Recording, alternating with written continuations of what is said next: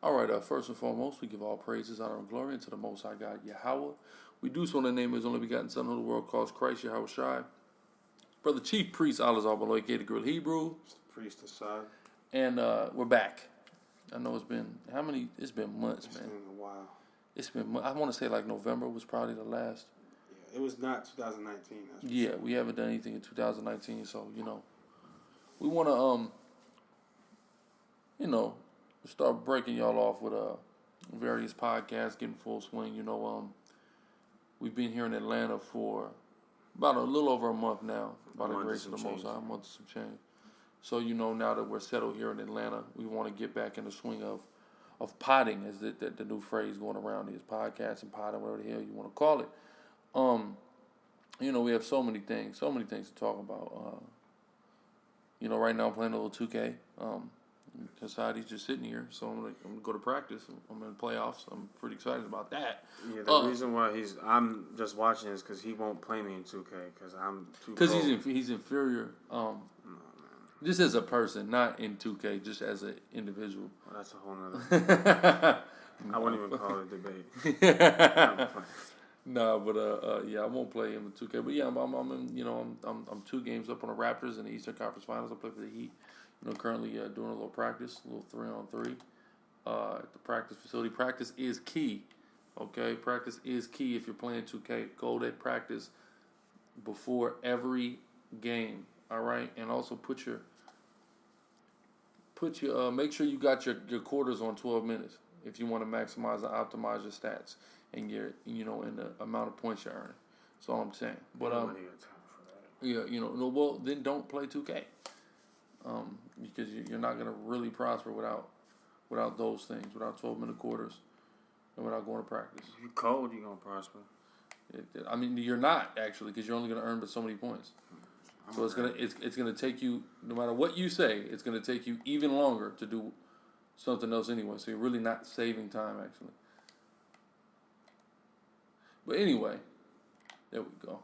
Anyway, yeah. So what we're gonna do is we want to recap the year that we spent in Dallas, and then just our move here to Atlanta.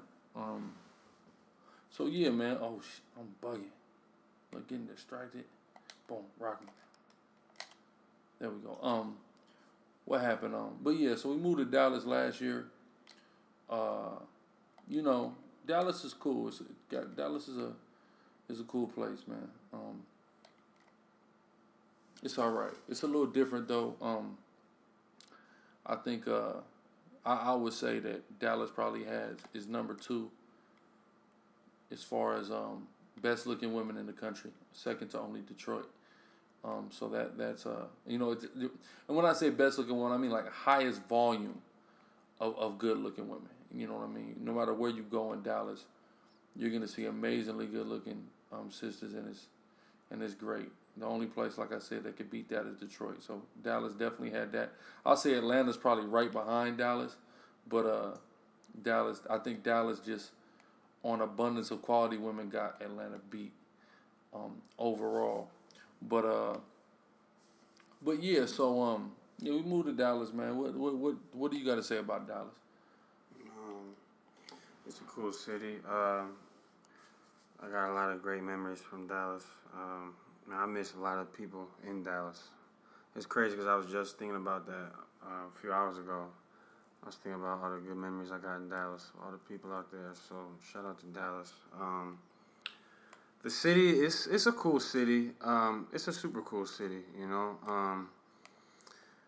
But now being in Atlanta, I feel there's a lot more of our people in Atlanta. So I like that. I think one thing I definitely miss about Dallas too is Dallas got Raising Cane's, Whataburger, In-N-Out, all them spots. I miss that. But other than that, I'm not really tripping off Dallas too much. Just a few things here and there. But yeah, the brothers in Dallas I definitely miss as well. Who else? What else about Dallas? Yeah, Dallas was cool. I miss the Town East Mall. The Town East Mall was one of my favorite joints, mostly because it's all the women. So the Town East Mall was cool. I have some cool shopping in there too. What else? But yeah, I mean, Dallas was cool, man. But the thing about Dallas, the drawback about Dallas was, you know, the street teaching. You know, and our lives pretty much revolve around camp, revolve around teaching the Bible on the streets week in and week out. Dallas is not an ideal location for that. If y'all look on our YouTube, or even, I guess, you know, if you look at One Body to Camp One Body on YouTube, they've got like a premier spot. They probably got the best spot in town, if you ask me. For sure. And that's why you have so many camps right there. Like, they go out there, and then I think like maybe 100 feet down, you'll have the brothers who used to be with One Body there, Battle Axe of the Most High across the street. ISUBK will be there. Friday nights, IUIC will be there. Everybody's in that one spot. Everybody's in that one spot because it's really the only optimal traffic spot out there. And you have a lot of, you got young people, you know what I'm saying? You got vagrants, you know what I'm saying? Crackheads, all kind of people that's right there. So those are people who interact with you. But overall, Dallas is not big on interacting and responding. You know, like, people kind of is a little bit docile as far as engaging the street teachers are out there. And that was kind of like a major drawback about Dallas. If it wasn't like that, I mean, I've never left Dallas. Though we never even intended to move to Dallas. It just kind of happened like that. We was always supposed to move to Atlanta. But, you know, the Most High, he had other plans. But it was beautiful, you know, because he gave us that year in Dallas. And now he's got us here in Atlanta through the Spirit and power and grace. So that's always good. But, like, street teaching out there was kind of like, it was just dull, you know what I mean? And y'all can see, like, y'all can't tell from the videos. And the reason why y'all can't tell from the videos is because the videos we post are the times that we actually get interaction. But there's weeks, and I mean not like a couple weeks, I mean like quite a few weeks where there is no interaction. You know, we just out there prophesying to the wind, which we do, and that's fine. You know, we're certainly prepared to do that. You know, whether they hear or forbear, the word is going to go out. But there's consecutive weeks and stuff like that going on, and that's just not, for me. I don't like it. It's conducive, and I feel like, you know, it's a waste of spiritual resources on my part. I need to be where it's active at, where I can really interact, where I can get good debates, where I can get good edification in through the spirit and power of Yahweh, Shem Yahushua, etc. If I'm not getting that out of something, you know, I'm going to feel unfulfilled. And that's why Atlanta was such an ideal location, because I just felt like, you know, I've been telling brothers this, I feel like it's a place where I could really reach my full potential. The spot we got at CNN Center, where we teach at through the spirit and power of Yahweh, Shem Yahushua, I mean, it's always cracking. There's always literally hundreds of people walking by. Where in Dallas sometimes you be lucky to have tens, especially when it was cold out. Like, you can get tens. At best in a 3-hour camp. Out here, within 30 minutes, 100 people, 100 plus people have already walked by us within the first 30 minutes. So we're talking about potentially hundreds. If there's a game, if there's an event at State Farm Arena, or the Hawks, or the soccer team or the football team is playing, we're literally dealing with hundreds of people per minute is walking by, because there's tens of thousands of people that is piling into the arena and or stadium to see. So that's an optimal spot. Even like if y'all seen when the footage from when I came out here for the Super Bowl. So I'm talking about literally, it's thousands of people walking by camp, and it's good because people gotta understand. Oh, you guys just want to be seen. This is what retarded arguments. The Bible is clear, right? We're getting blood off of our hands. So the more people hear you want to be seen, and you want people to hear what you're saying. Why? Because the more people hear it, the more people's sins you're no longer responsible for, because you warned them. So that's more blood off of your hands, right? 1. 2, the more, Yahushua said, right? He called us to be what? Fishers of men, right? If we're fishing, is it smart to go and fish in a pond that doesn't have a lot of fish if you want to catch a fish, or you want to go fish in a pond that's got a lot of fish? We're supposed to be catching fish. So what makes more sense is to go where there's a lot of fish and try to catch them, period. So that's 1 and 2. And then, of course, the Bible says, go to the wisdom cry without in the chief place of concourse. Holding that, You see what I'm saying? So get whatever you got.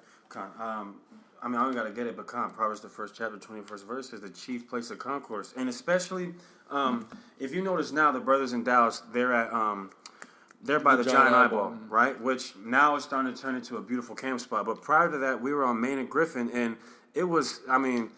It was straight the first couple weeks. Yeah, because it was around the spring and summertime. But once it got fall, winter, it was dead. Man, really though, Maine and Griffin died out before the fall. Yeah, like it died out even in the summertime. No, you're right. You're right. You're 100% right. And it reminded me of Texas. Like, man, you could have seen some damn tumbleweed coming across the streets. That's how deserted it was. But on a serious note, I just want to get the scripture real quick. This is 1 Corinthians chapter 4, verse 9.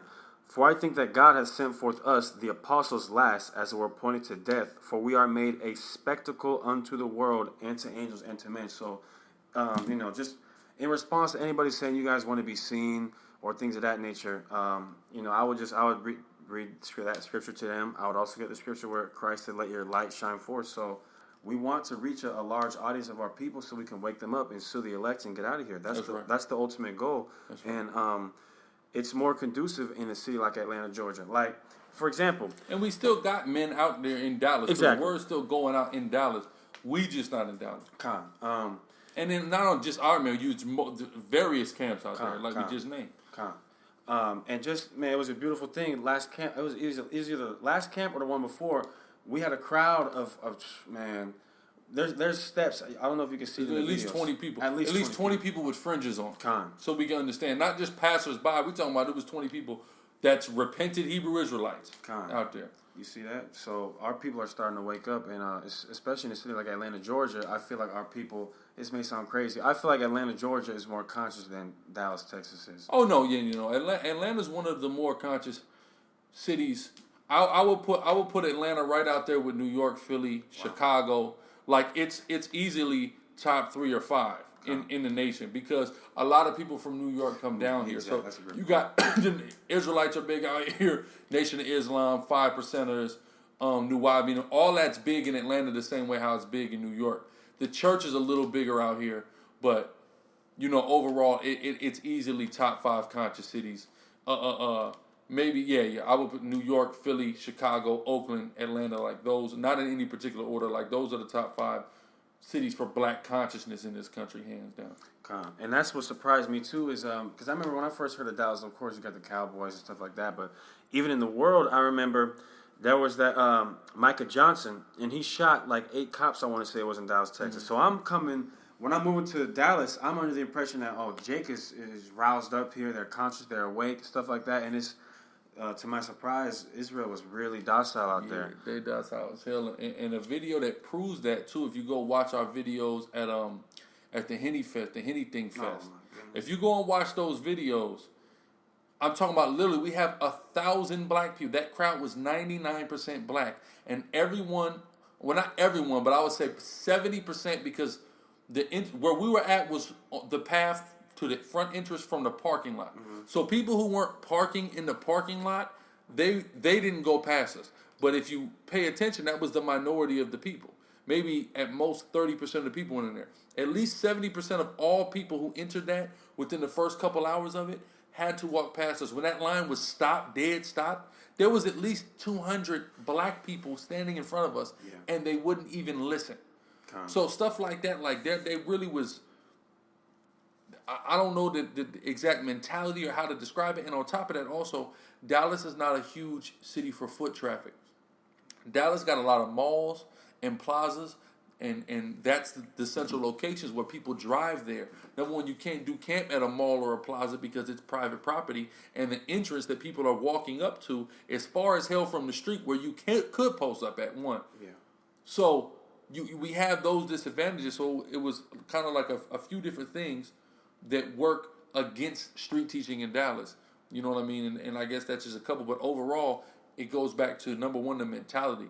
A lot of people don't even want to engage or talk about anything or want their beliefs shaken.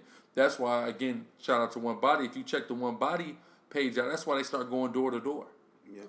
Now they're going in. You don't want to come downtown and listen to us or whatever. Cool. I'm gonna go into your apartments, and I praise the Most High that we were able to join them on one of those operations, because that is the type of work you got to do, especially in Dallas, Texas, because people are gonna hear you either way. You know. But go ahead. This is just going into how the brothers in Dallas. It appears that they just don't want to hear the word of the Most High. This is Jeremiah 6:10.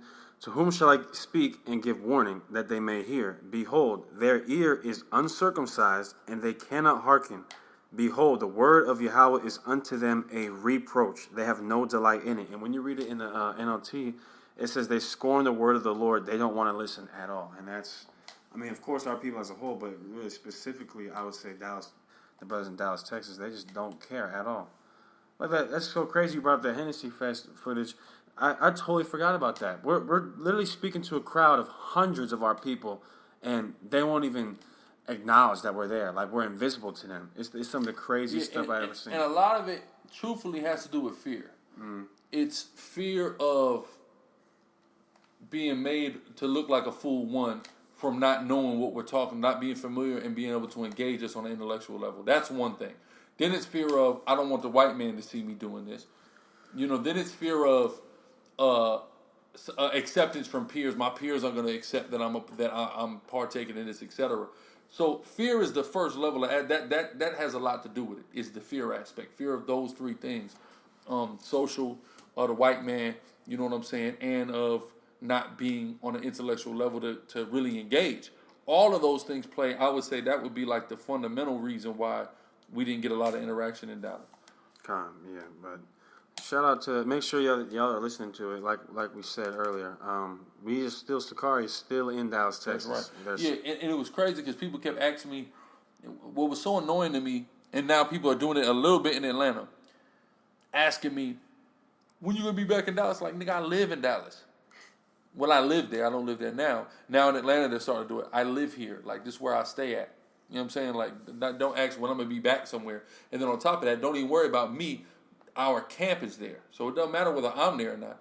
The camp is there. So I am there in spirit because the SICARRI is there. You know what I'm saying? Period. So check the Akim out Saturday afternoons at the Giant Eyeball if you're in the Dallas area. We out here in the AWSC in Center, though, Saturday afternoons, through Spirit and Power of Yahweh Shem Yahweh Shai. So, but go ahead.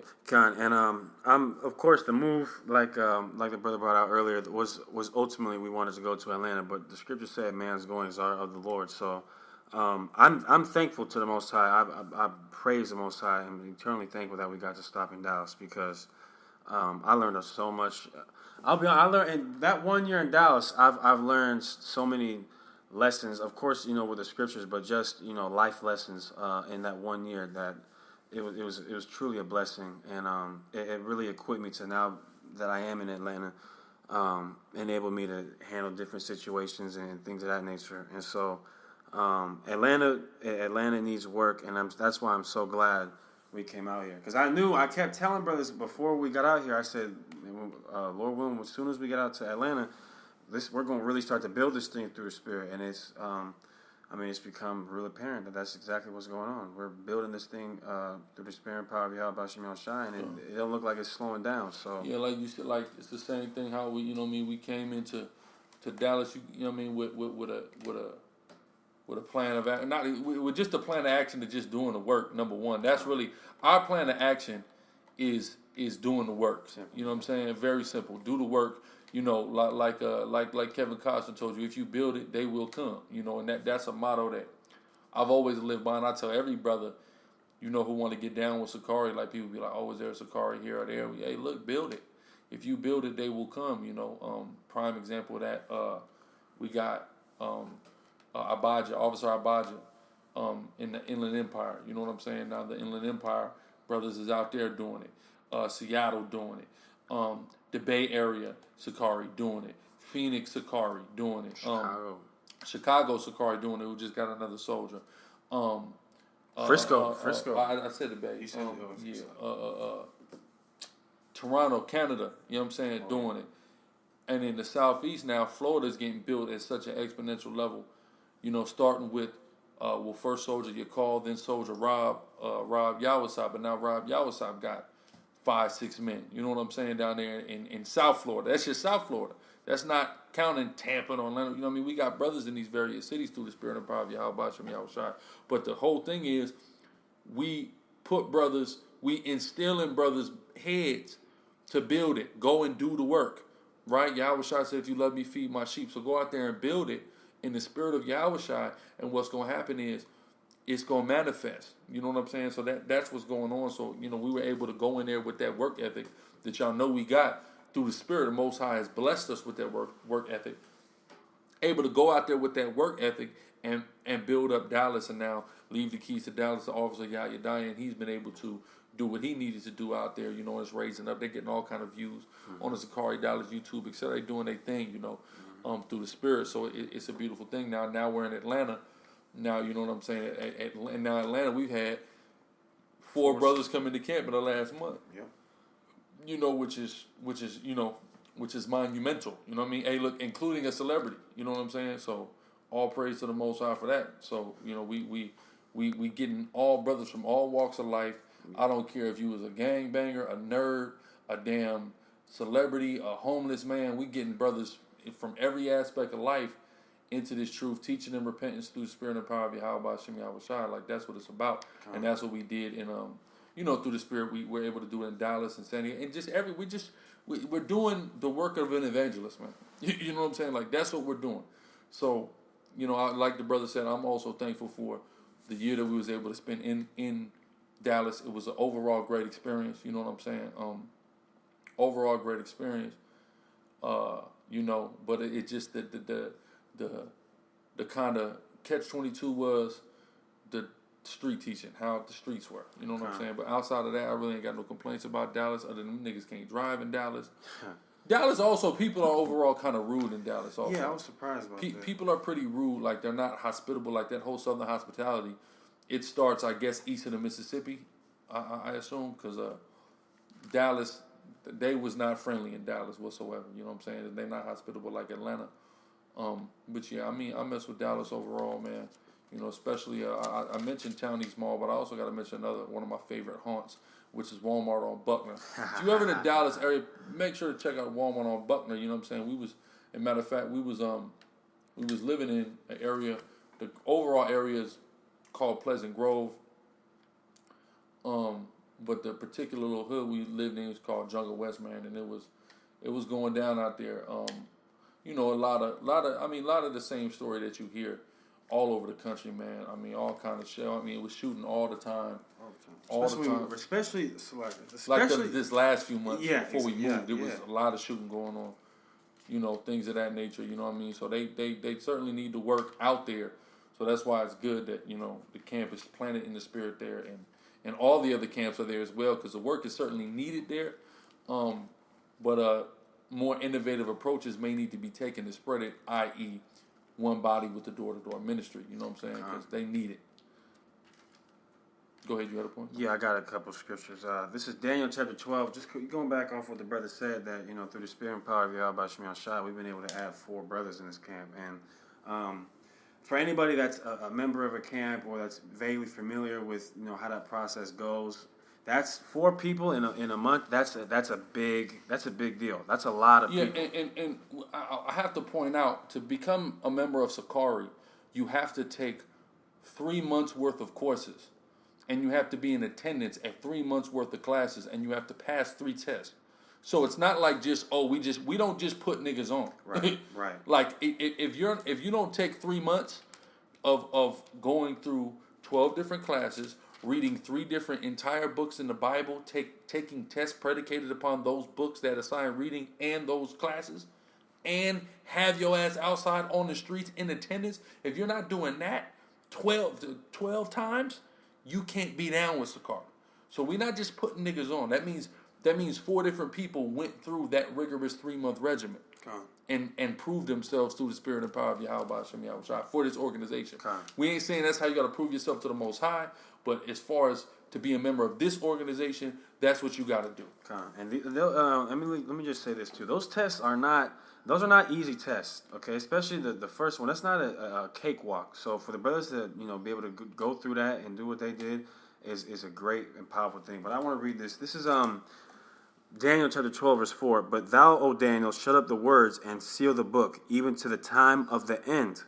Many shall run to and fro, and knowledge shall be increased. So that's why we see brothers come into the camp, brothers, and not just our camp, through various camps. All these camps are growing. Yeah, that's right. All these camps are growing on a crazy rate. All these camps are growing by Hashem Mashiach Yahushua, and it's a beautiful thing to see. So, like the brother mentioned, from all various walks of life, and that lets you know that what we're doing is of the Most High God, right? And because I want to read this. This is Acts chapter 2, and this is when the apostles are starting to build the early church. This is Acts chapter 2, verse 40. Okay, I'm going to start at verse 41. I'm just get to the point. It says, Then they that gladly received his word were baptized, and the same day, there were added unto them about 3,000 souls. And so we're living in times that are very similar to those, brothers and sisters, where you're going to see people coming into the faith of Yahweh Bashem Mashiach Yahushua at an exponential rate. So if we're talking about 4 this month. I mean, man, it could be 8 next month, and then 16, and then 30. You never know. So we're living in a time again where it's time to get real serious and dig deep, because the Most High is going to increase knowledge in these latter days and start to really wake up our people. And then what's going to follow after that? Jacob's trouble, all those various things. So I'm just glad we got to make this move and really build up this Atlanta thing, because Atlanta needs it. This place is. I remember one of the things Alzar mentioned is why one of the things what did you say that is appealing about Atlanta is just how demonic it is. And when we say that, we mean we get to fight those demons, not partake in those demonic activity. We get to go to war. We get to go to spiritual war with high level demons, and a lot of them, and that excites us. Yeah, men of the Lord get excited about that through the Spirit. Con, you read the book of Acts. That's exactly what they were doing. That's exactly what the apostles and them were doing. We're going to battle. We're going to Areopagus, Mars Hill, and engaging in debates and having people go crazy, right? And that's the type of stuff that I love to do. Now, it's cool, like, going back into, in Dallas where we were prophesying to the wind. There's going to be times and places where, you might be prophesying to the wind. But predominantly, speaking of me personally, Assad, I love to engage. That's what I love to do. That's right. I love to do that, and Atlanta is a great city to do that. I would say, I haven't been too... We get great engagements every week since we've been here. Yep. Every time I've come to Atlanta, I've gotten good engagement. So how many times I've been in Atlanta? This is before... I was here 3 times before I moved here. So I had great camps in the Spirit those times. We got great footage those times. That was that time the lady hit the crack pipe the first time. Second time I had the Amish or the Mennonites or whatever. Venezuela. Yeah, then we had a lot of stuff Super Bowl weekend, a lot of good reaction. We had the Haitian sister, we had the evangelist, we had the Puerto Rican Jew for Jesus. We had a lot of stuff. So and y'all are seeing the other videos. Brother Hassai edifying a cop, the minister debate, all the various brothers. That footage ain't even out yet from the Just Gospel conference yet, but except for the little bit we gonna get into that too. Eric Mason, I want to make that a talking point as well on this, because what I'm saying, we gotta talk about it somewhere. Another thing too, I want to mention the footage when we went to hold Friday Night Camp with HOI. That's not even. That's true. That Haitian brother. That's. Then I'm not even thinking about, we got Magic City footage, the Magic City video. So we've had a lot of great videos in Atlanta, man. A lot. And it's all praise Yahweh Shem Yahushua. Like, that's why I like it. Like, even more than San Diego. Like, brothers are getting a lot of good reactions, and we was getting good stuff in San Diego. But out here, man, it's just on another level, man. Like, Atlanta's one of the top cities to teach in the country. New York, of course. Seattle. Miami is up there. Seattle is up there. And the Bay. As far as that I've seen and actually experienced, I've taught. Every city I'm mentioning, I've taught at. And I've seen brothers teaching for years. So I would definitely say the top 5. Again, New York is number 1. But then the rest in no particular order. San Francisco, Seattle, Atlanta, Miami. Those are probably literally the top 5 cities to teach in. Memphis may be up there in the top 10 list. But the top 5 are those, hands down. Yeah. I mean, even, it's like, I don't keep saying, my fault. But one thing I like about Atlanta, and this is, if a city has this, then they're really a great spot for holding camp. This is how you can really determine whether or not a city is a good spot for street teaching.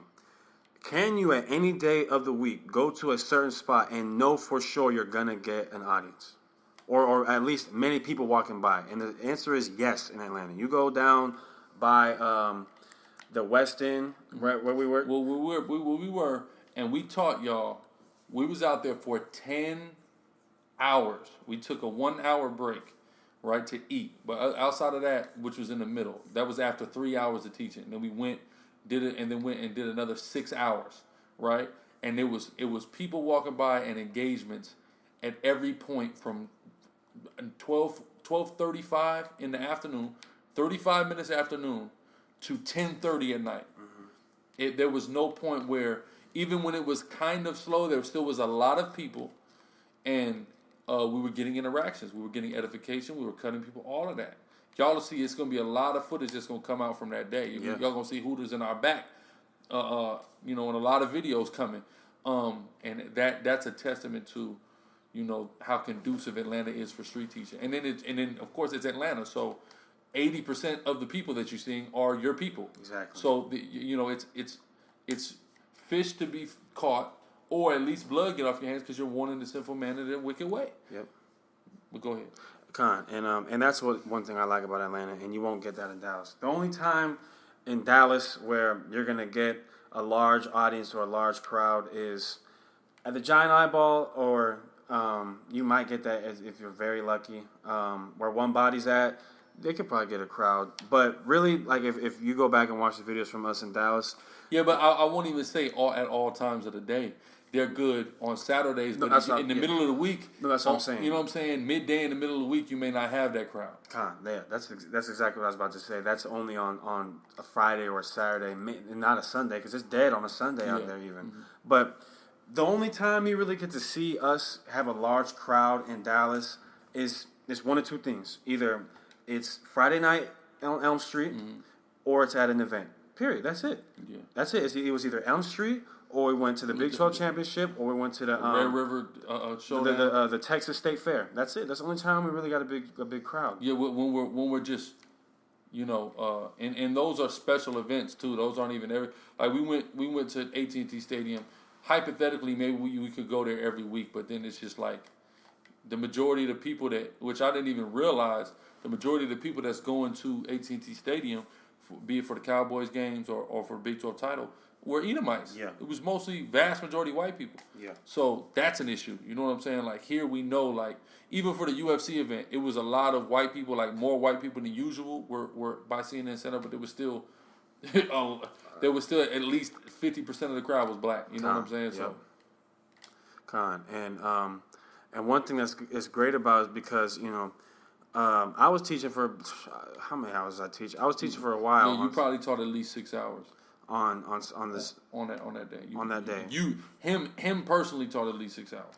So of them 10 hours that we was out there, he taught 6 of them easy. And I love, number one, I love to teach, so that's not an issue for me. But when you start to get interactions, that's when you can. I could have gone. I remember Alizar said, "Man, we just got done teaching for 10 hours." I said I could have gone for 10 more hours. If I know I can get those interactions, and especially y'all are gonna see it, family. It was a beautiful dialogue with one of the brothers. I'll say with the light skinned brother. Who? The Christian. The one by himself? No. The one that you were talking to. Oh yeah, with the glasses. He was with the dude with the glasses. Yes. His dialogue was good. Yeah. See that? Y'all are gonna see it, so I don't want to spoil it too much. We have that one, and then we have another one, which it's a cut session, but we get when we get a brother there for 2.5 hours, 2 different times where we have 2.5 hour interactions. You know what I'm saying? So y'all look for that. And that's a beautiful thing when you get to sit there and you bring your strong reason and I bring my strong reason, and then we can go into the scriptures and then the Spirit's flowing. It's nothing like that. There's nothing like that. That feeling that where the Spirit is just working within you, it's a great feeling. It's like you don't even need to fill up. If you're a car, you don't even need to fill up. You just on full the whole time. You see what I'm saying? But if you're just out there prophesying to the wind, eventually it gets like I don't want to say the word boring, but it's just like, damn, I really wish I had someone, you know, to listen to or to engage with. And so, being in Atlanta, you can really engage with. I mean, the whole day, literally the whole day, we were engaging with people, and so we starting to really wake up our people out here, and it's a truly a beautiful thing. Yeah, and it's great because it's a lot of work that's being done in Atlanta. Atlanta needs a lot of work. So people know there was like HOI was out here, or HOI still out here. Big up to them. We was about to go. We supposed to go to New Orleans. We talk about that too. We supposed to go to New Orleans with those Aki, but because of the thunderstorms that's hitting the whole South, and particularly the Southeast, we're not gonna go this weekend. Most high will we can reschedule. But HOI, they went through some of the brothers that were with them, they went two different ways. So some stayed with HOI, some started a camp called Cornerstone in Israel, and some started a camp called Sons of Thunder. People may look at it and say, damn, it's no good, or people who are privy to certain situations may, make critiques. But if you look at it from a spiritual eye, now the word is getting spread out to more places in Atlanta. You know what I'm saying? So it's all through the spirit and power of Yahweh Shem Yahushai. At the end of the day, like now you have the HOI at 5 points. Then you have IHBK and IUIC at 5 points as well. Then down the street, you got Sons of Thunder there. Now on the west end, you got a Cornerstone. Then you have us at CNN Center, which is, probably like, maybe half a mile, quarter mile away from most of the other camps. So as you can see here now, it's getting spread out, and people who wasn't going to go to other parts of the city are going to have to deal with the word right there in front of their face through the spirit. So, and then on top of that, like I said, you got Cornerstone on the west, and you have the other camp, I forget their name, but they had came out with HOI one time. I want to say that they're in Decatur or something. They teach in Decatur somewhere. And you got GMS. I don't know where they teach at. But they're out there, right? Right. You got it's another camp I'm thinking about. Oh, Street Baptism. The brother who came from New York. Oh yeah, I know you're talking about. Their channel on YouTube is called Street Baptism, which he got him pumping the workout. You know what I'm saying, with a couple brothers that he with. So it's going out in Atlanta, and Atlanta needs a lot of the work to go out. You know what I'm saying? It needs a lot through the spirit. So and it's happening. So all praise it. For me, in conclusion, shout out to Dallas. Shout out to the brothers and sisters in Dallas. A lot of great memories in Dallas. That's right. I'm always love and cherish those memories I got with them brothers and sisters out there. So, Lord willing, if it be the Lord's will, I'll come back to Dallas. You know what I mean? If I had to, let's see. Let's how about we do this? How about we rate our experience in Dallas, Texas on a scale of 1 to 10? Okay. Man, it's funny for me. I got a lot of. I'll give it a 9.5. Okay, I'll give Dallas an 8. I'll give Dallas an 8. I'll give him a strong 8 based on the quality of woman. That'll compensate for the lack of activity as far as the streets. So I'll give Dallas a strong 8 in the spirit. Okay. Let's talk. All right, Eric Mason. Let's just cut to the chase with a good old. Well, no, we got to talk about Atlanta first now. Oh, no, it's right. Yeah, you're right. Well, we kind of have talked about it, but what are some other things? To me, Atlanta's right behind Dallas with the women. I live a great deal of my life in California, namely San Diego County. That's got the only place where you can get Mexican food in the world, actually. Yes, that includes Mexico. So there's a lot of taco shops, Mexican places. Well, out here in Atlanta, they got wing spots like San Diego got Mexican food. Yeah. And I'll say that Atlanta has superior wings. The same way that San Diego got superior Mexican food, namely tacos, things of that nature. Atlanta has superior wings. Amazing. When I'm talking about, you go to that GR Cricks, you get that Sanchez, that teriyaki lemon pepper, man, stuff like that. You only gonna get that for real in the A, and it's great.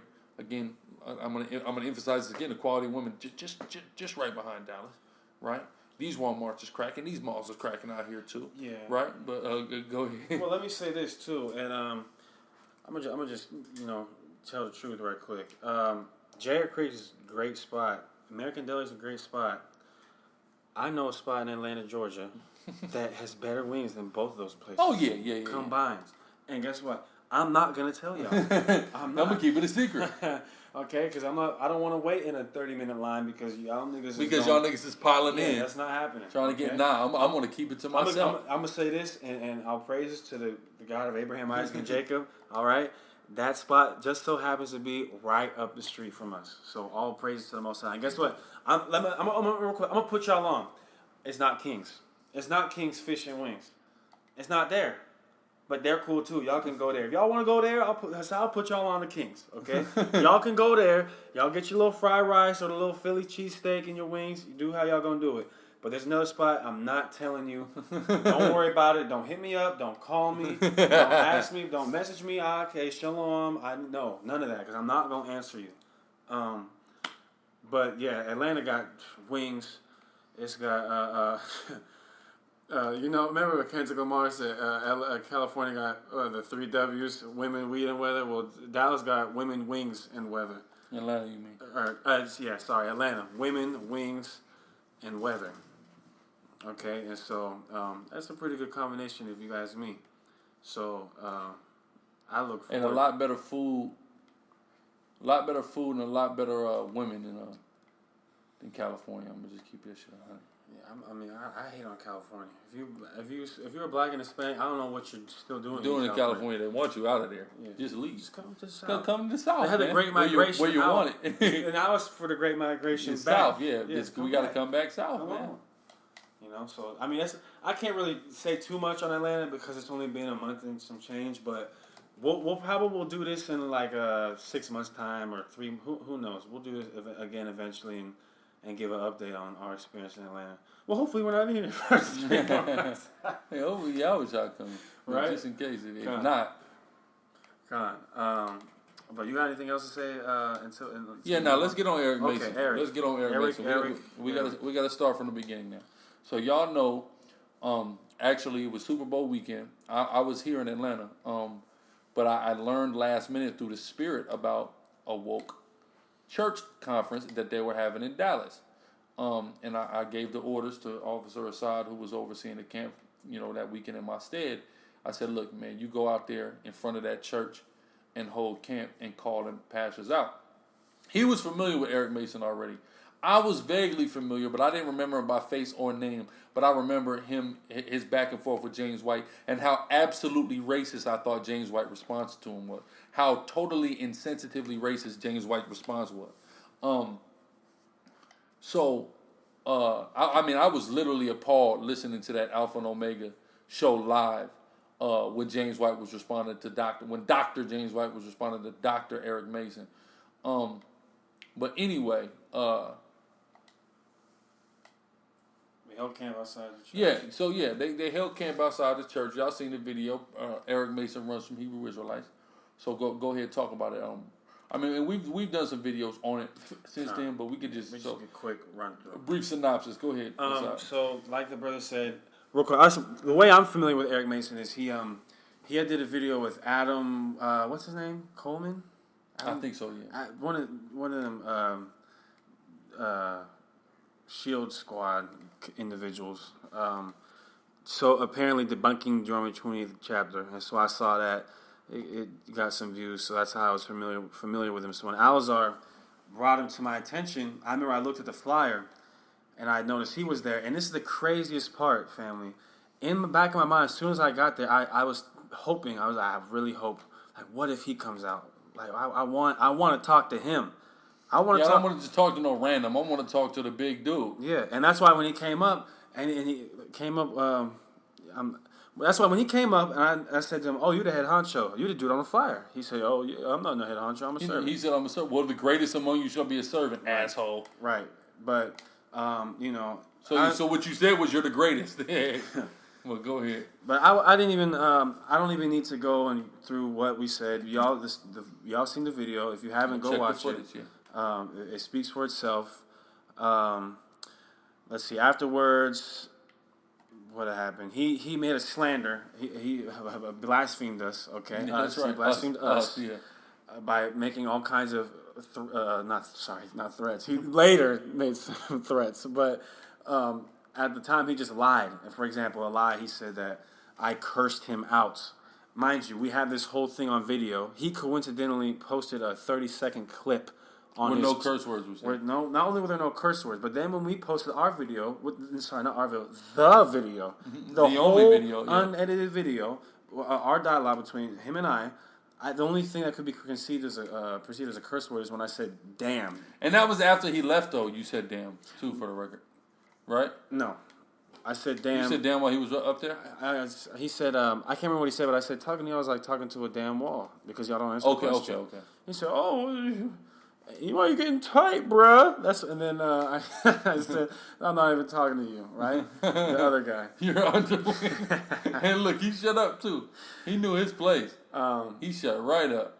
But then we made some response videos back to him. Couple of response videos. Then he talked about them doggone SICARRIs. Then Powerful Sergeant up in Seattle, Yatab, made some videos in response to his response, right?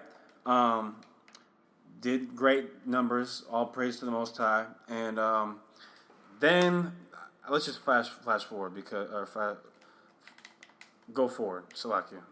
My mind is tripping right now. But fast forward to about a week and a half ago, I, for whatever reason, check Eric Mason's Twitter. I'm like, what's this dude up to? I wonder if because he keeps talking about Hebrew Israelites. And remember, he had just did the Engaging Hebrew Israelites lecture.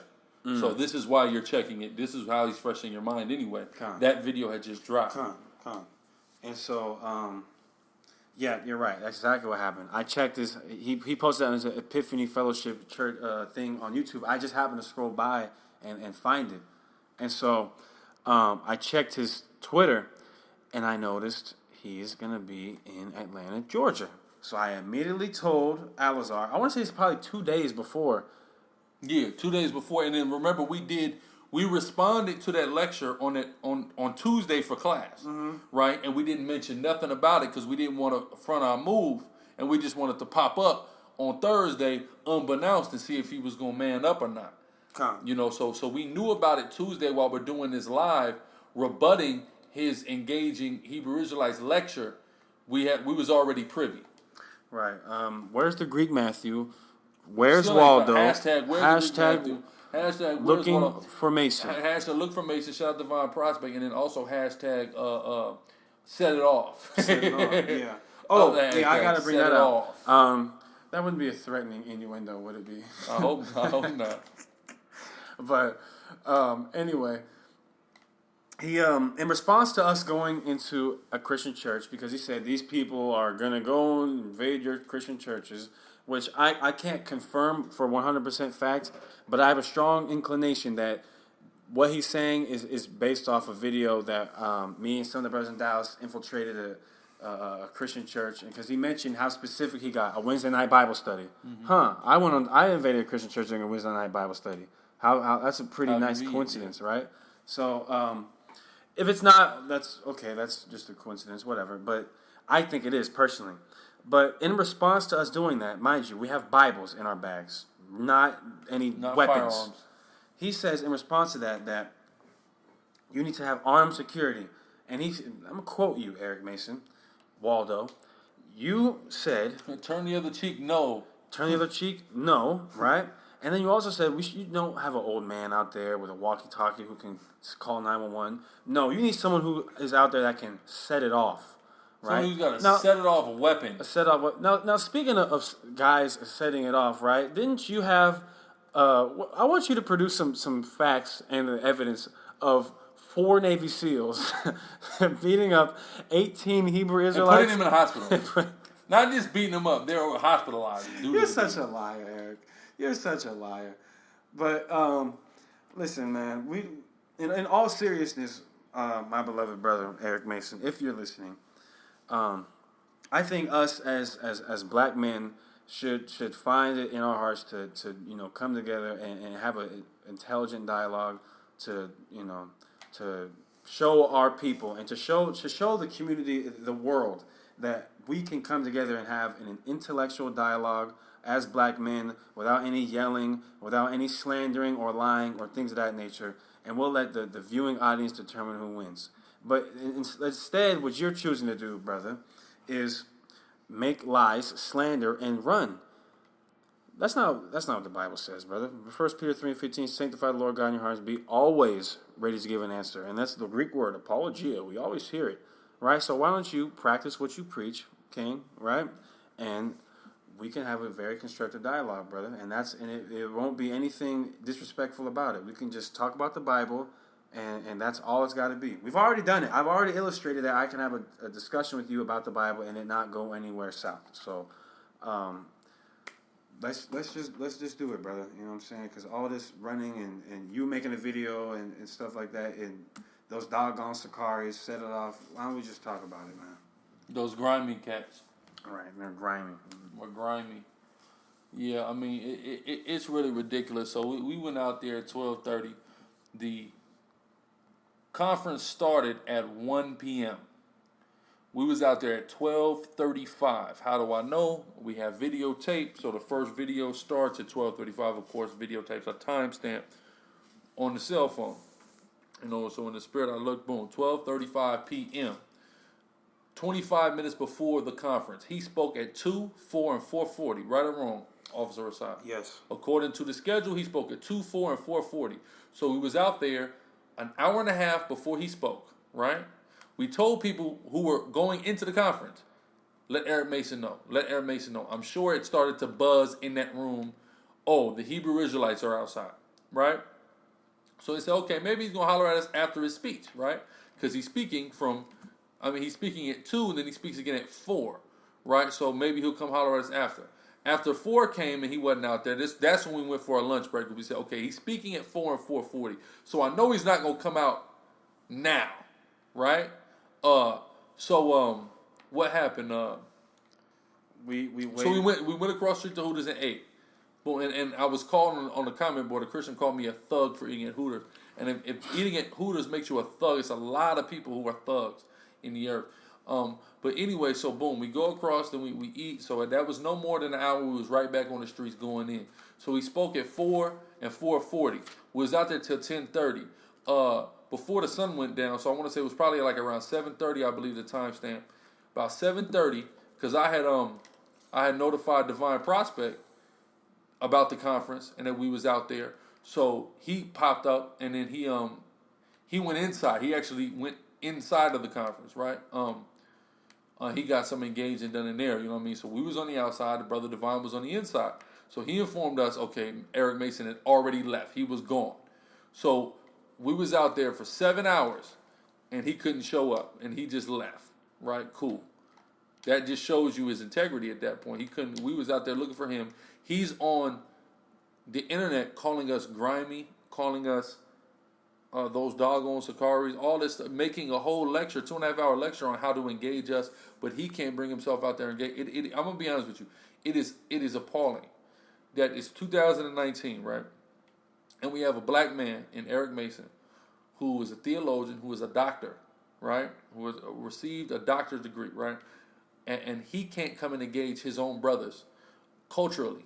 I'm not even talking about in Christ now because we have a whole different understanding of what that is. But culturally, he can't come and engage his own brothers that he could get on the internet and talk about all day. But we have Vocab Malone, a white man, who I'm walking in a Walmart in the hood, East Point, Atlanta, right? I see Vocab Malone, Walmart in the hood, kicking it, and me and him could chop it up for an hour, lose track of time, right? He can agree to engage with us. He goes out of his way to engage Hebrew Israelites all the time. While he was in Atlanta, went out of his way to engage with Divine Prospect to the point where he gave him 30 minutes before he went through security to get on his flight. A white boy can do this, right? But a black man can't. His own brothers.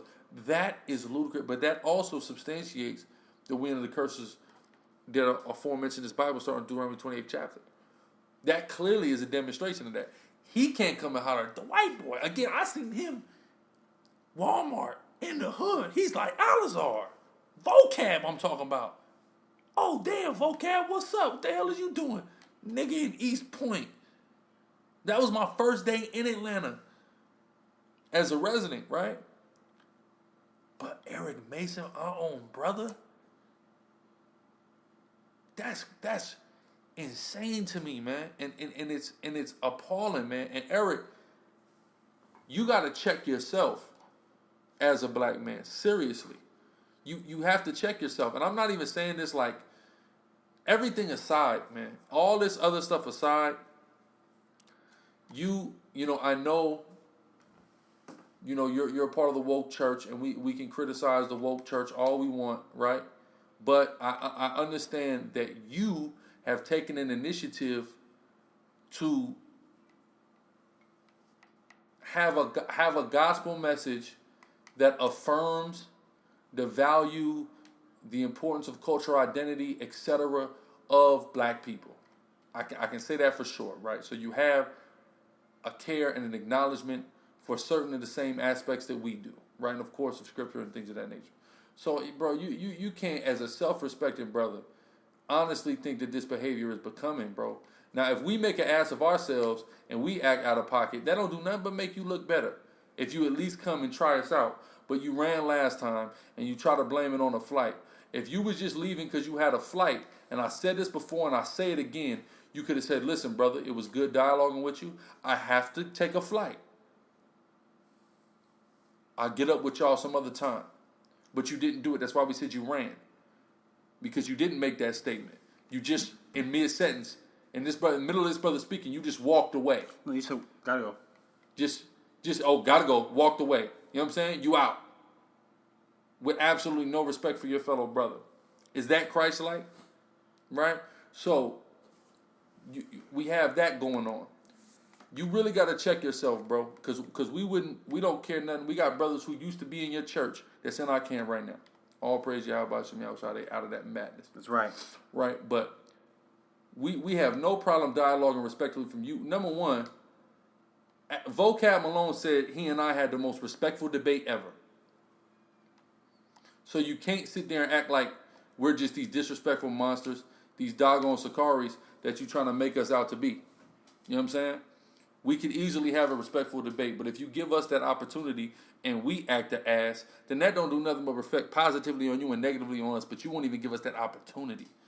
I watched Vocab Malone go into a chat room with 10 Old Testament only non-Messianic Hebrew Israelites by himself. Yeah. It's crazy to me that he can do that, but you can't. But go ahead. Okay. Yeah, that's just the crazy part about it is, you know, you as a brother, you couldn't even come and have a. I mean, I wasn't even expecting you. We was out there for hours, but you couldn't even come out there for 20 minutes, 10 minutes to even have a dialogue with us. That's just insane. I'd accepted 10, 15 minutes, bro. Because it was other Christians. After the conference was over, we had brothers come out there and deal with us for 2.5 hours. Brothers who look to you for guidance. God, you know, and you know, also Eric too, and this, you know, in all seriousness, this isn't to glorify myself or anything at all, but because the breakdown didn't come from me, it comes from the Most High. But Eric, why did you do that, Eric? I want to. Yeah, why did you do that Matthew 5:17 and link it to Acts 3:18 when you disputed that when he brought it out, and then you taught that in front of your whole congregation, like this dude didn't just bust your head with that and you disagreed with it. Yeah, you read it, Eric Mason. You read Acts 3:18 as an explanation for Matthew 5:17, and as soon as you read Acts 3:18, you said, "See, simple." Those are the exact words that came out of your mouth, dude. It's simple, but it wasn't so simple when I brought it out. Now when I said, you told me, oh, you're just reading a little part of the text, you're just isolating, you're cherry picking. And then I showed you in Luke 4:18 where Christ, he just read a few verses. You don't have to read the entire book, as you stated. You have to read the entire book. That's what you said. How crazy and ludicrous does that sound? Yeah, you only got to do that when you don't like what's coming out. Yeah, exactly. Then when your minions, I said the Messiah didn't do that, and she said, "You're not the Messiah." I can't stand that. How, sister? Problematic argument. Yeah, that is insane. You sound insane when you say something like that. You're not the Messiah. That's false argumentation. Every day of the week. But, yeah, but I really don't have much to say to you other than if I could just quote the great Rock, just bring it. You know, if I could quote Dwayne Johnson for a second. Yeah, man, it's crazy. That whole situation is truly insane. You know, quick score update. I'm up 85-80 on the Toronto Raptors here in the Eastern Conference Finals. I have 35 points. We're 6 minutes and 26 seconds remaining in the third quarter. We're up 2-0 in the series. Game 3, home in Miami. I got on the pink and blue jerseys. You know, we're feeling good. We're on now. They just scored, so now we're only up 3. It's tight. Last game was tight. We blew them out game 1. So I just want to give y'all like quick score update because I have been playing 2K this entire podcast, starting from practice and then into the game. So yeah, I wanted to bring that. What was it? It was something else. Oh, Avengers. You want to talk about Avengers? The Avengers movie? Yeah, the movie. Yeah, but one second. Oh, you still got some more on No. This kind of ties into Eric, but this is very funny. So, in response to Eric Mason's engaging Hebrew Israelites, Eric Mason just shared this not so long ago. Pastor Jerome Gay Jr. Is doing a. I'm sorry. I just want brothers and sisters to know the brother's name. He says, join us for Lit Wednesdays as we equip. Oh, it's lit. It's lit. As we equip people on how to engage the Hebrew Israelites. We'll provide pre-printed resources for further study. Register here. Now it's going to be, let's see. Okay, May 22nd, 2019 in Raleigh, North Carolina, engaging Hebrew Israelites. So now we have another pastor. I know who this is. This is the pastor that Eric Mason did the video so-called Debunking Deuteronomy 28, the Deuteronomy chapter with. So this is one of his friends, and he's going to do another engaging Hebrew Israelites video. So this should be very interesting. You got listen, man. I'm gonna just call out this Christianity. It's finished. Christianity is dead. It's on its last leg. It's finished, man. This ain't to glorify myself at all by any means. But when you can have a group of me 20, Nakawam 20, Isaiah 23, Yajadai 25, Ibajah Allah's in his 20s, Ram's in his 20s. Everybody that you were talking to was in their mid to early. Yeah, there was nobody in their 30s in that whole group. Nobody. Right? And two of us were just got done being teenagers. When you can have a group of just got done being teenagers come up to you and destroy you with the Bible that you've... people who were still in diapers when you got your doctorate and bachelor's degree. Your religion is it's dead. It's over. You guys had your little 500 plus years of lies over the whole earth, and now the Most High God is waking up the Hebrew Israelites. And I say it all the time. Christianity died when the Hebrew Israelites woke up, and that's just a fact. That's a fact that you can have college dropouts, high school dropouts, literally embarrass. I'm not even talking about just me. I'm talking about I done seen 12-year-olds embarrass full-blown Christians. I'm dead serious. Pastors. I done seen congregation leaders, 12-year-olds. 12 years old. So this is what I invite you to do. If you thought the Matthew 5:17 breakdown was something, Eric Mason, you come here to the SICARRI. We get you the gold and blue shirt. We get you the fringes, King. We're gonna get you. We can show you a lot more in-depth breakdowns. We can show you how this Bible is really supposed to be taught and understood. And you can, we can really teach you this Bible, brother. So repent.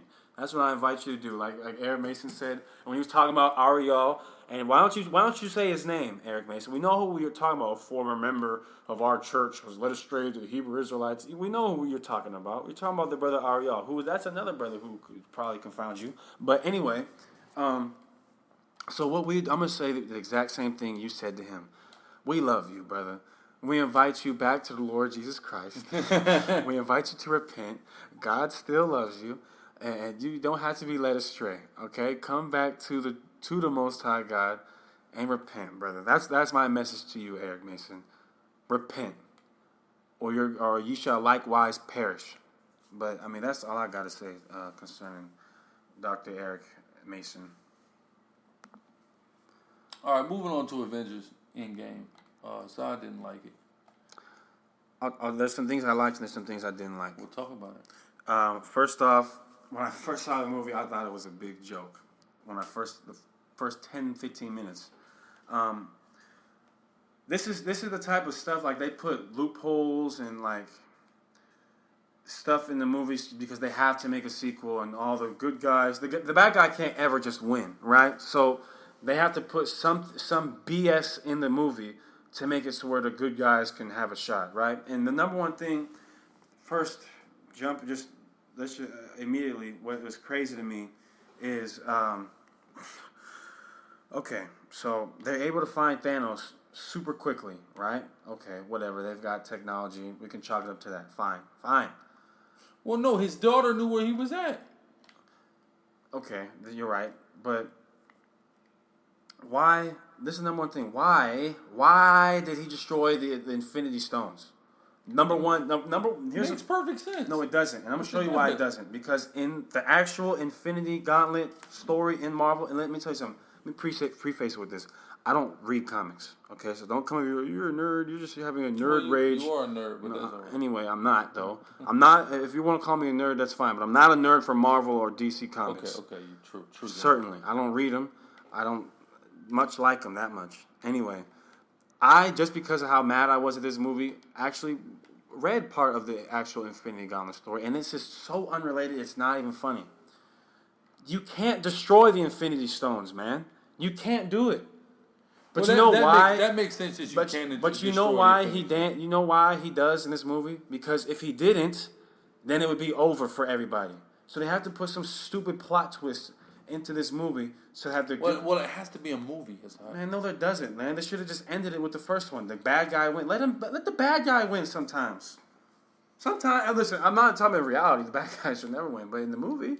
Well, the bad guy in reality is the world paints us as the bad guys, the Most High and Yahweh Shai as the bad guys. I'm in truth. I'm saying the real bad guy. Of course, bad. The bad guy, bad guy. but no, I just thought that was dumb. And then they just come up to him and cut his head off that quickly. First of all, him without the Infinity Stones was beating. It's Thor, though. It's Thor's damn hammer. Listen, bro. Get out of here, man. And then no, that's another thing. He just didn't care no more. No. Wait. You mean to tell me, right? Remember when Iron Man in the first one, when he fought Thanos and he was blocking the attack with the vibranium? Are you kidding me? Do you realize he's using the Reality Stone so he can bend reality, but a stone can block that? Oh, that's good to know because in the actual comics that does not happen. You're making stuff up, man. I hate when the movies do that. They just gotta it's like, they do it a lot in anime, right? I watch anime a little bit, and a little bit, huh? A little bit, right? But they do things, and this is why. If I'm gonna sound like a nerd right now, but I don't really care. It's really the viewing audience's fault, and here's why. Tell them. You allow it. When you eat this garbage and you don't criticize it, and you just say, "Oh, well," you just come and give some BS excuse as to why it happened, then they're gonna continue doing stuff like this, and they're not gonna take time to actually write something and have it and make sure there's no plot twist and everything is in perfect sync. Well, you guys let this happen by just eating it up. No continuity, but here's the thing, right? Too, it's crazy how we're at a time where it's much easier to get. Oh my God, he just sunk that on us, but we're still up 8 all praises. But yeah, so we're in a time where point two. Who do you think is Derek Fisher? No, you know Derek Fisher. So anyway, we're in a time where it's easier to get like your creativity out. Like people can create web series and all these various things. There's so many avenues now, but you have monopolies on stuff. There's a box office monopoly on, the Marvel Universe. They have a box office monopoly. There's nothing that can rival it. So they cannot be creative, and they can literally feed people whatever they want to because there's not a viable alternative. It's the same thing, which I'm gonna get into on my wrestling podcast, Gorilla 316. I'm gonna do that probably tonight as well. But the same reason why WWE, the creativity of it has slumped since they bought out WCW, because there's not somebody who's trying to get more viewers than you every Monday night, so I don't have to do that. But now there's a company called AEW that's rising, that either WWE is going to have to sink or swim. They're going to have to step their creativity up, or they're going to start losing tremendously to AEW. They're already losing right now to nothing. Their ratings right now are at an all-time low. All-time low, and it's not because somebody's watching another wrestling show. Yeah. It's because it's so garbage that we're just gonna not watch it at all. Yeah. That's bad. But what's crazy is I'm surprised that the box office is not doing that. Like, it's so, if it's as bad as you're saying it is, right? Which I don't think it is. I didn't say it's that bad. I'm just saying this. I'm gonna say this. The animation and some of the character development, like with Iron Man, that last part where he said, Iron Man snapped his finger, that was hard right there. That was super hard. But there's just so much, like, BS plot and stuff like that it just takes away from and I can't enjoy it. Now I'm just sitting here, instead of sitting back and enjoying the movie, now I'm thinking in the back of my head, God, that was so stupid what they just did right there. Like, for example, right, in the first movie, Infinity War, remember when Thanos gets all the stones, and then here comes Thor and stabs him in the neck? And then he reverses it. He goes back in time and doesn't lose. No, I understand. Not that part? No, I'm talking about in the first one where... Yeah. Remember they killed him and he went back in time and undid it? Yeah, but I'm saying though, you're thinking about where they blew up the dude's head and then Thor reversed it. Oh. I'm talking about when Thor came and stabbed Thanos in the side of the neck, and that's when he said, "You should have aimed for the head." Oh yeah. How the hell he was struggling against the Thor's hammer when he had? Let me tell you something, man. Okay, all right. But he had stones. He didn't have no stones when they cut his head off. He had all the stones. Exactly, but he didn't have no stones in Endgame. No. I'm talking about the first one, and this is the type of BS that I'm talking about. It's called white supremacy, bro. He's a no. That is the white savior complex. That is the white savior complex. Not even white savior complex. He's a Norse god. Of course, he's damn near unstoppable to them. That's who white supremacists worship. Yeah, but this dude has control over the universe. That's what I'm saying. The Infinity Gauntlet, you can do whatever you want. You have control over space, time, reality, whatever the hell else, soul. You know what I'm saying? Like, remember, it's not what's the word I'm looking for? It's not okay, it would be like if, and you can probably think of the word. I can't think of it right now. Okay, if Thanos can lift up a bus, then he should be able to lift up a 5-pound dumbbell, right? Fact. So if, let's say, one shot of the movie, he lifts up a bus, then he's struggling 20 minutes later to lift up a 5-pound dumbbell. That would not make sense. It wouldn't make sense. Like, his power is not. See, but this is the problem. The problem stems from this. They're giving him a power and ability that is unbelievable anyway. No, exactly. So then when it comes to, if he has this power, and this power is what it's supposed to be, then nobody can fight against him. Exactly. But then there would be no battle scene. So now we have to contradict ourselves. We have to give him this unbelievable power, yet still somehow make sense of the fact that these people can have an actual formidable fight against him. You can't do it if he really has that power, though. Yes, you can, because there's levels of power in them, from what I know, in the Marvel Universe. Like, there's higher powers than... But if you had him... there's powers over him. Yes, but you basically have a dude like Michael the Archangel. Yeah, but them niggas ain't got it. No, they can though. Thor ain't got it. It ain't in his hammer. No, I know. That's what I'm saying. What's the word I'm thinking? But then again, if you think if all of them put together attack him at one time, then I guess.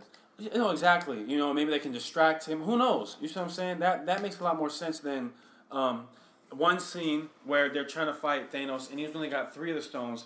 He just turns them all to dust and then they come back to life, right? But then he's struggling against a freaking hammer. Oh, okay, it's a really powerful hammer. All right, cool. But he just got done beating the piss out of the Hulk in the very first minutes of the movie. And everybody. He beat up everybody. But now Thor comes along, and because of this hammer, which, mind you, is weaker than his original hammer. That was not even his original hammer. Remember, he had to get a new one made, which was weaker than the first one. Oh, yeah, and then Captain America got the original hammer in this one, right? Okay. Mm-hmm. And so, that's just BS to me. And wait a minute, too.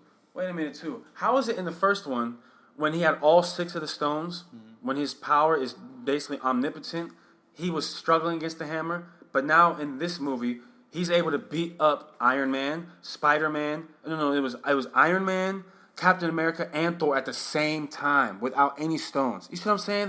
What's the word? Continuity. No, but there's a word that's like there's.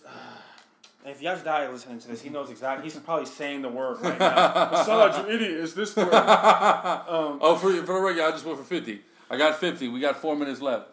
It's not harmony. It's not the word. It's not harmony. It's like I'm sorry. Nigga, it ain't continuity. No, it's not. I know it's not. It's I'm not even gonna just waste my time thinking a little willing it'll pop up, but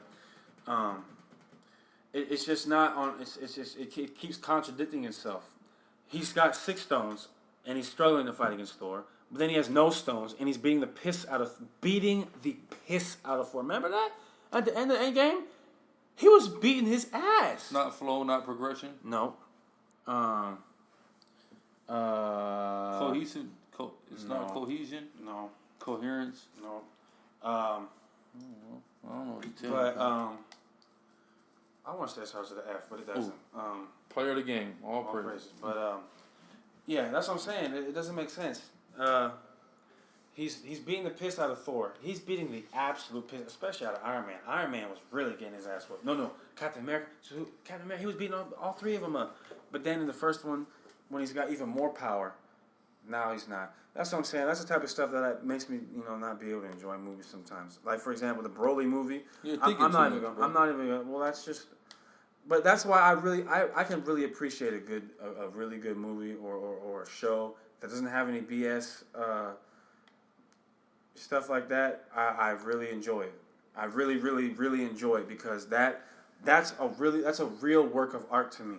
Because it's not about the graphics or the explosions and stuff like that. That's cool, but a real masterpiece is really goes into the things behind the scenes. The storytelling. The storytelling and the minute details that because you always think about certain things like, wait, why didn't they just do this? Exactly, but that shows a care and interest that the author or the producer or the director has, and that he actually put his heart into what he made. Because if I cared about something, right, I would want to present it to be perfect, right? And so nobody could raise a question, well, why this, that? I would already have that base covered. But with this movie, the Marvel movie, this thing's gonna generate $1 billion. Who cares? They're gonna eat it up. So I can afford to throw some BS in there. We have an engine that can't fail. Exactly. We have a fail-safe engine, so exactly. we can just give people shit if we want, and they're gonna eat. They will literally eat shit. They will do it at this point. They'll do it, But like, here's a perfect show for there's a show called Full Metal Alchemist Brotherhood. That show to me, there's no BS in it. There's no BS in it. Like, why didn't? I mean, you can do that if you want to nitpick and swat at gnats. You could, but for the most part, it's a great show, and it's an anime, there's nothing really wrong with it. The soundtrack is a beautiful soundtrack. It just goes to the care that that you put into it. It really shows, and that's when you really can appreciate it. You know what I'm saying?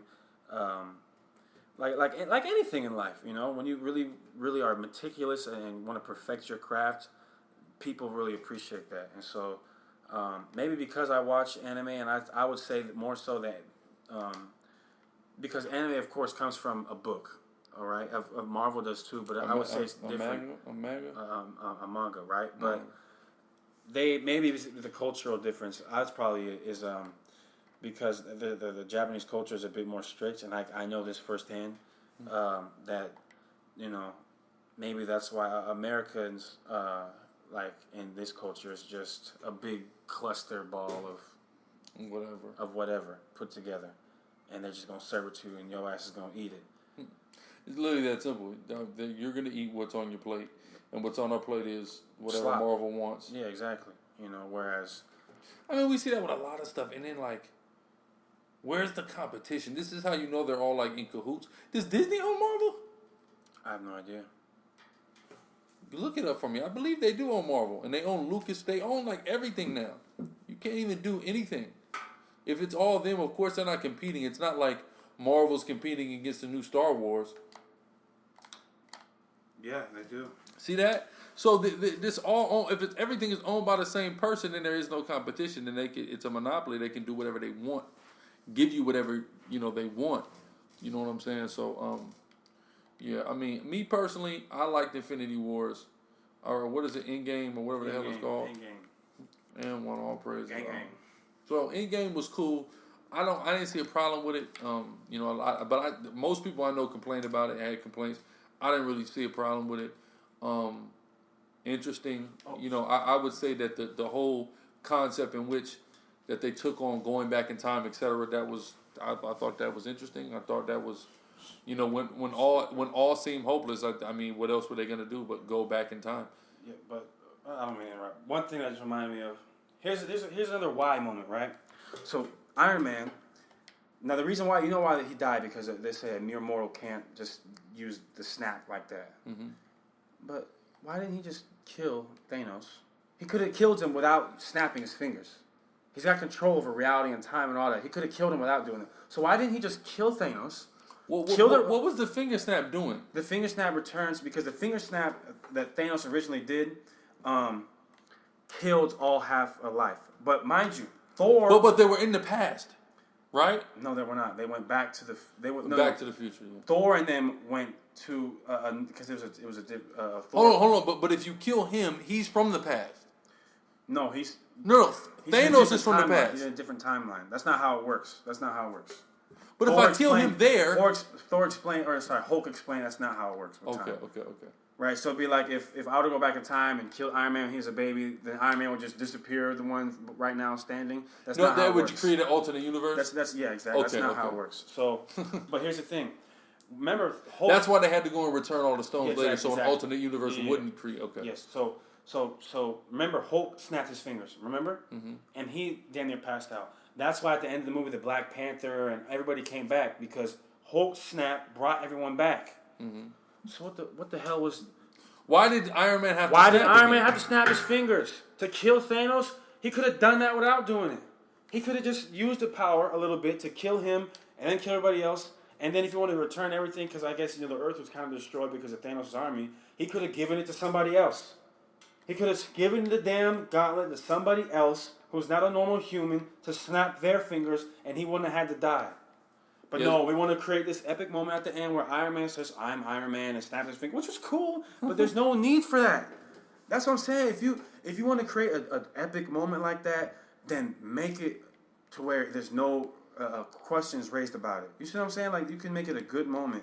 But now you ruin it. So now he died in vain. So guess what? He died for literally no reason. For no reason. He died when he didn't have to. Now his child doesn't have a dad for no reason. Right. Or maybe he's just such an egotistic bastard. He wanted to die like that. He wanted...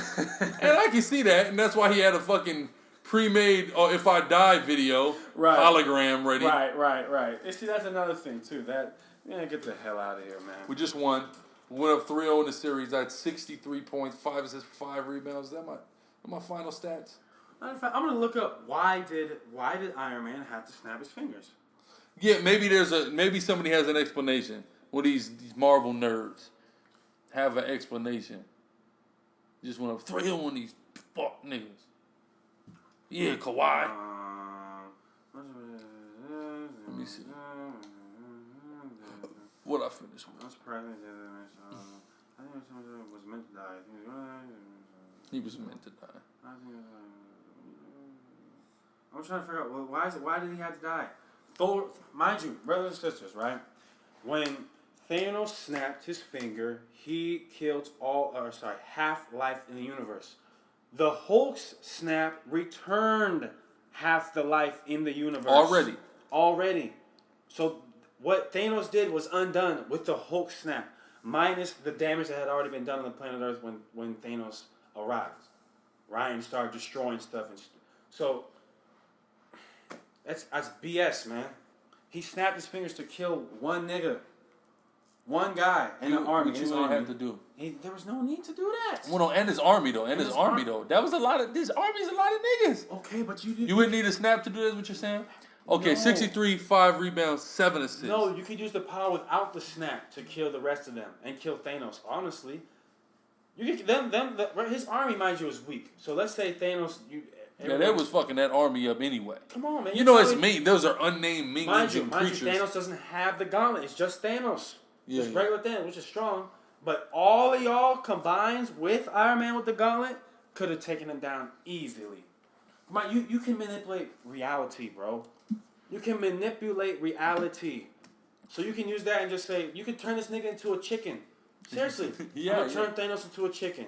And we're going to cut his head off, and we're going to eat him for fried chicken, and we're going to eat him. We're going to fry that nigga. We're going to fry him. You know what I'm saying? You could have turned him into a shoe and wore him. You know what I'm saying? Like, you can... This is stupid stuff that they don't think about. That's why they would hate my ass if I was a director or a critic. Because I would have gave that movie 2.5 stars. But so you give Endgame 2.5 stars out of 5, certainly. 2.5 stars.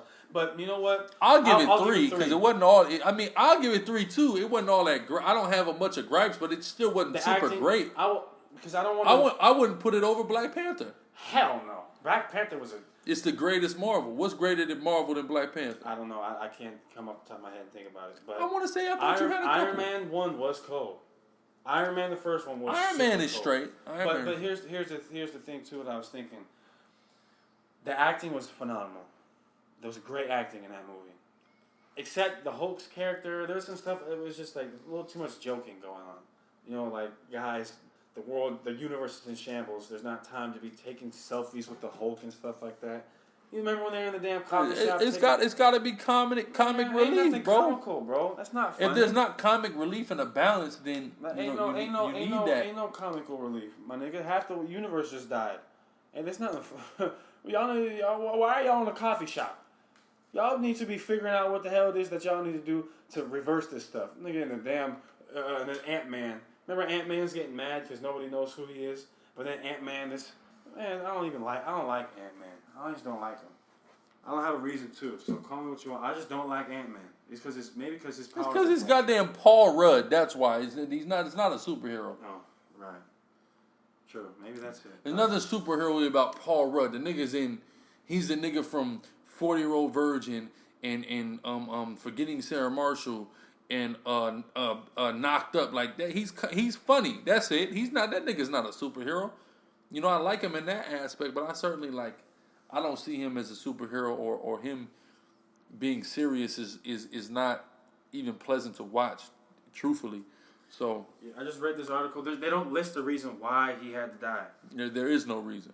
Let me tell you something, man. The reason is no reason. That ruins the whole movie. You can't tell me that is the biggest. That ruins the movie. I give it 1 star. Now that there's really if there's an explanation, I'd love to hear it. If there's not, that movie is a 1 star. If you love this movie, I'm not gonna say you're an idiot, but you're just willingly eating poop with ketchup on it. Okay, they didn't give you on purpose. On purpose.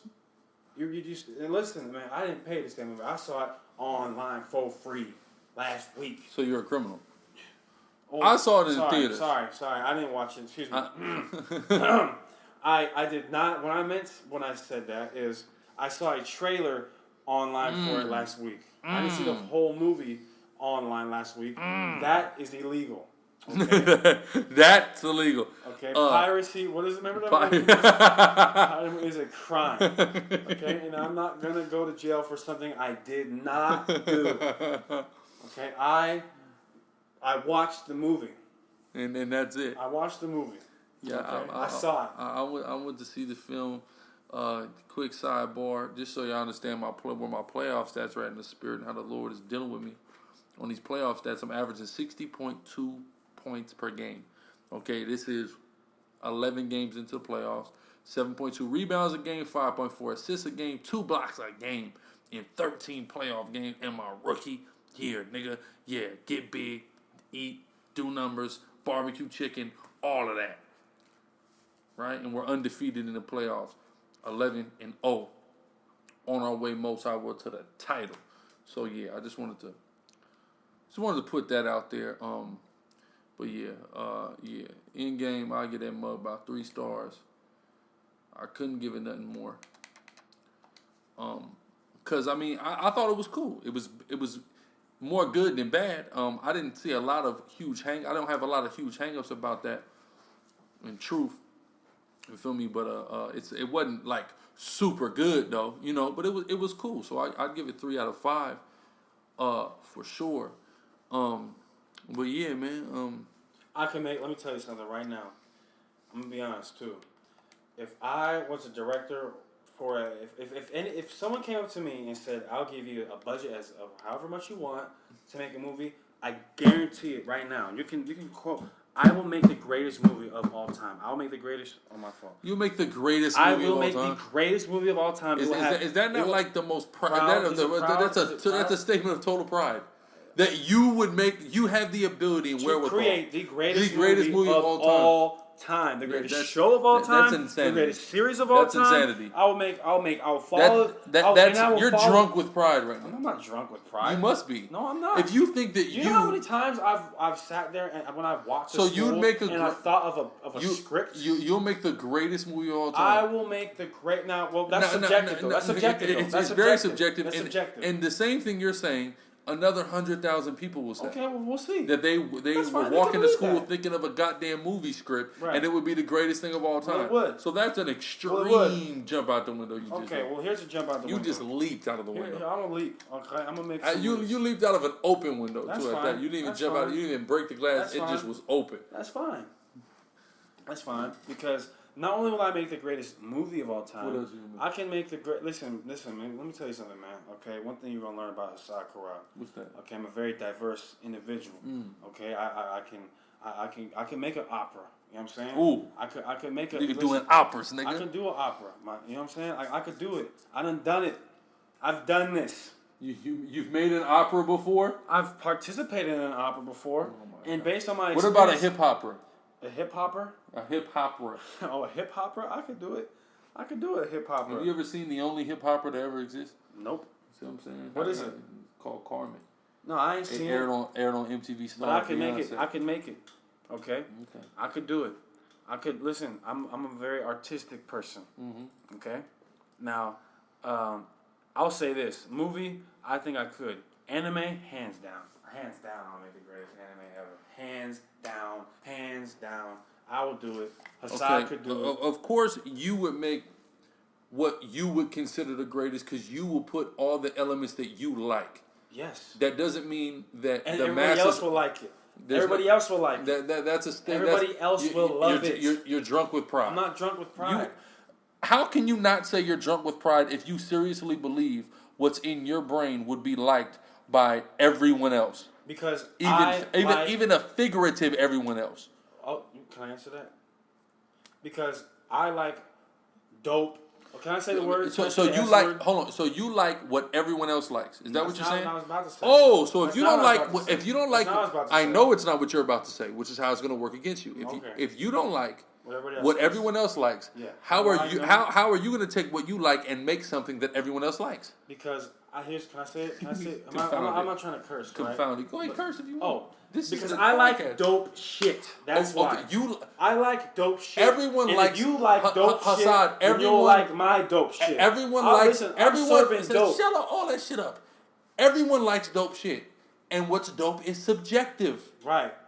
So if you don't like what everyone else likes, again, if you don't think what's dope, what everyone else thinks is dope, then how is what you think is dope going to be something that everyone else is going to think is dope? The real ones who understand dopeness, real dopeness, are going to vibe with my dopeness. Real ones are subjective. Potent. It's going to be some of the most potent dope. Shut that bullshit up, bro. Real ones are everything you're saying is subjective. Yeah, it is subjective. You're drunk with pride and being subjective. Well, I'm gonna say this: if any man have an ear, let him hear. Okay, those who are given the understanding and the wherewithal and the. I don't understand why you are polluting.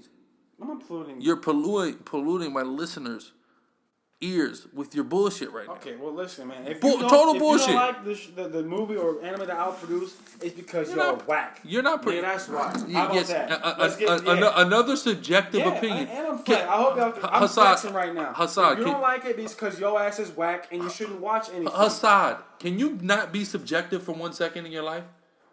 Ever? What? I would love to know when you could ever just come out of your mouth and say something that's not subjective. That's not subjective. Every single fucking thing you just said was subjective. What are you talking about? Okay, it's subjective. All right, so shut up with the subjective shit.